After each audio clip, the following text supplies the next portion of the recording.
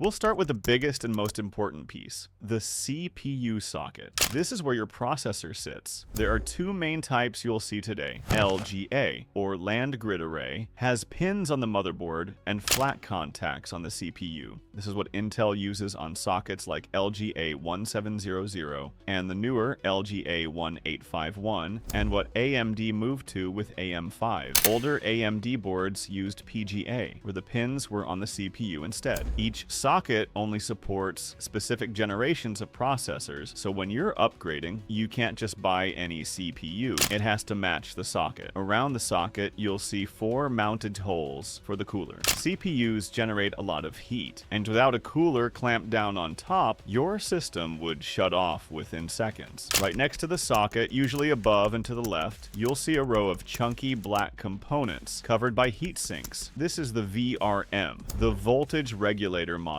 Your power supply delivers 12 volts, but a modern CPU needs around 1.2 volts at extremely high current. The VRM is what steps that voltage down and feeds it cleanly to the processor. Each phase you hear people talk about is one stage of this conversion. More phases generally means cleaner power, less heat, and better overclocking headroom, which is why high-end boards advertise things like 16+2 power stages. Feeding the VRM near the top of the board, you'll find the 8-pin EPS connector, sometimes 2 of them on enthusiast boards. That's where the CPU pulls its power. Below the CPU socket, usually under a flat heatsink with the board's branding on it, sits the chipset. Intel calls it the PCH, the Platform Controller Hub. Think of the chipset as the traffic controller for everything that isn't directly wired to the CPU. SATA ports, most USB ports, secondary PCIe lanes, network connections, they all route through the chipset. The chipset is what actually defines what your motherboard can do.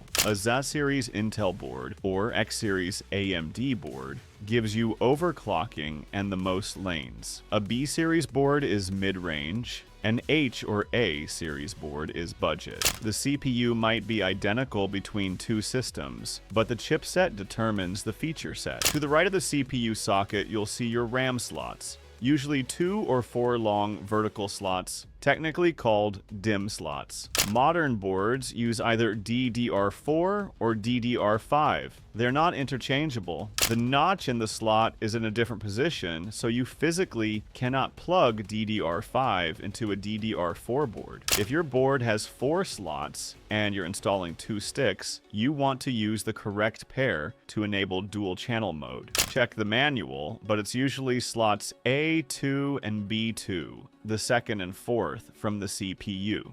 Dual channel essentially doubles your memory bandwidth, and on AMD's Ryzen platform especially, it makes a real performance difference. Running horizontally across the board, you have PCIe slots. The long one closest to the CPU is your primary X16 slot, and that's where your graphics card goes. It's physically a X16 slot, and it's wired with 16 lanes coming straight from the CPU, so your GPU gets maximum bandwidth. Below that, you'll often see shorter slots, X4 or X1. These are for things like sound cards, capture cards, extra USB controllers, or 10 gig network adapters. Sometimes there's a second long slot, but read the manual because that second one is often only wired as ×4 or ×8, and it usually shares lanes with M.2 slots or other components. PCIe also has generations. PCIe 4.0 doubles the bandwidth of 3.0,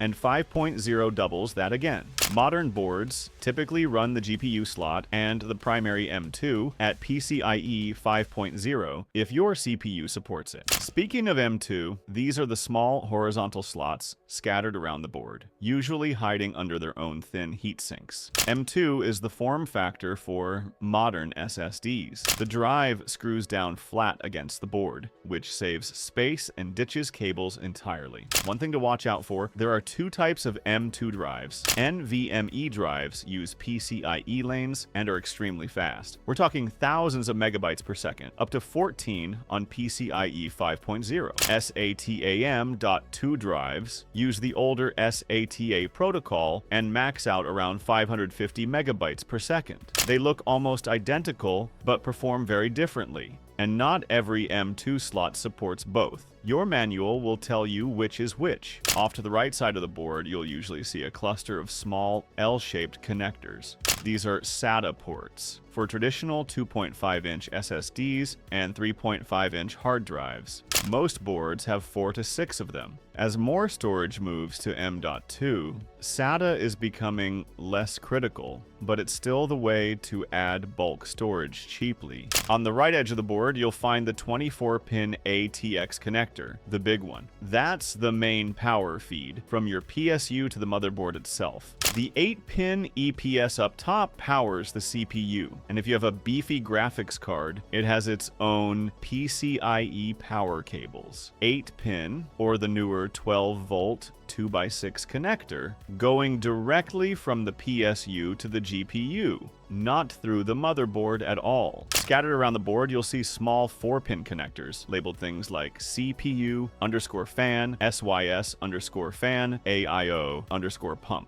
These are fan headers, and you can control their speed from the BIOS or from software. There are also RGB headers, usually 3-pin ARGB for individually addressable lighting, or 4-pin RGB for older 12-volt strips. They are not interchangeable, and plugging an ARGB strip into a 12-volt RGB header will fry it. Always check before you connect. Down at the bottom right corner is one of the most annoying parts of building a PC, the front panel headers. This is a cluster of tiny pins for your case's power button, reset button, power LED, and HD deactivity LED. The labels are microscopic, and only the power button is forgiving about orientation. The LEDs care about polarity. Right near it, you'll find the front USB headers, a big USB 3.0 header, often a USB-C header on newer boards, and a smaller USB 2.0 header. On the opposite side of the board, near the audio codec, there's a front panel audio header for your case's headphone jack. Somewhere on the board, usually near the chipset, you'll find a small chip, that's your BIOS, or on modern boards, UEFI firmware. This is what runs the moment you press the power button before your operating system loads. Nearby, you'll see a coin cell battery, the CMOS battery, which keeps your BIOS settings and the system clock alive when the PC is unplugged. Most boards have a CLR_CMOS button or jumper to reset BIOS settings if you mess something up. Higher-end boards add either a Q code display, a 2-digit screen that tells you exactly where the boot process is stuck, or simpler debug LEDs that light up to show which component is having trouble. CPU,